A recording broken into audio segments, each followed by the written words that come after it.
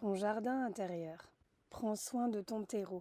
Ton terreau, c'est au-dedans, mais ton environnement joue un rôle important sur ta terre intérieure.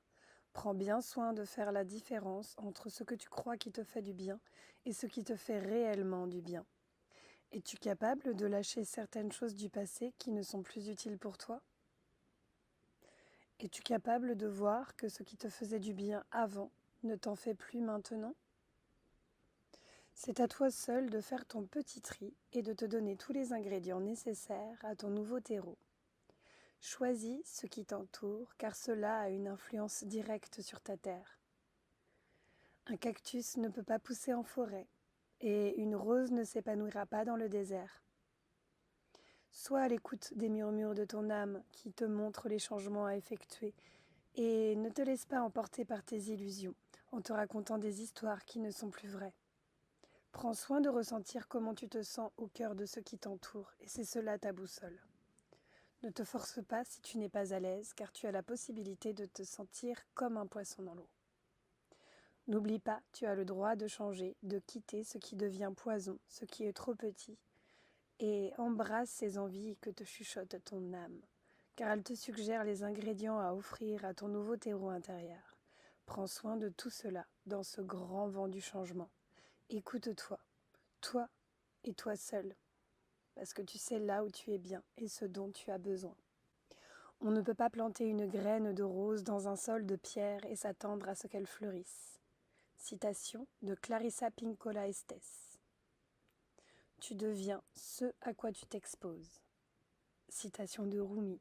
Ce que tu laisses entrer dans ton monde nourrit ou appauvrit ta terre. Choisis ce qui te fait fleurir. Citation anonyme. Chers frères et sœurs, en cette année de grande transformation, ce petit texte est une invitation à vous poser en intériorité, en introspection, et à ressentir ce qui n'est plus bon pour vous.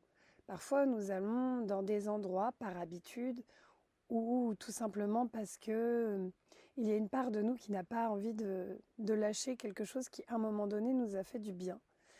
Et donc, on y retourne et on se rend compte que c'est plus vraiment pour nous. Parfois, on se dit, bon, c'était bien, mais...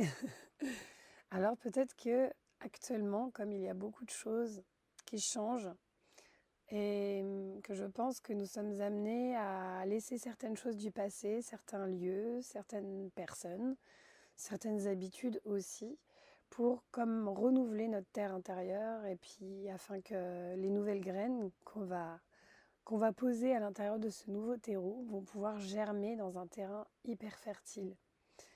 Et voilà, en tout cas en ce moment, pour ma part, je ressens ça. Je ressens qu'il y a comme des clôtures et que c'est une invitation à laisser ce qui n'est plus du tout pour moi et à faire attention à ce que je ressens par rapport à ça. Et puis aussi à pas me laisser influencer parce que il y aura toujours des petites voix ou des gens qui vont vous dire bah tu vois, regarde, ça t'a fait du bien ou tu vois, t'as bien fait de venir, c'était quand même cool. Et puis, bah, vous êtes là, ouais, c'était cool, mais vous sentez que bah non, quoi. Que, que peut-être c'était la dernière fois que vous mettiez les pieds à cet endroit-là, d'ailleurs, ou dans ce genre d'environnement. En tout cas, voilà, pour qu'une fleur pousse correctement, il lui faut un jardin, il lui faut un endroit où tout est fait pour son épanouissement, et on a besoin de ça, de personnes qui nous élèvent, de situations et d'environnements qui sont propices à notre épanouissement. Donc voilà, à toutes les fleurs que nous sommes, chers frères et sœurs, je vous souhaite un merveilleux épanouissement dans tout ce que vous êtes. Et puis beaucoup de courage à effectuer ce tri actuel, à prendre les décisions qui vous respectent et à prendre soin de votre terre intérieure. Ciao!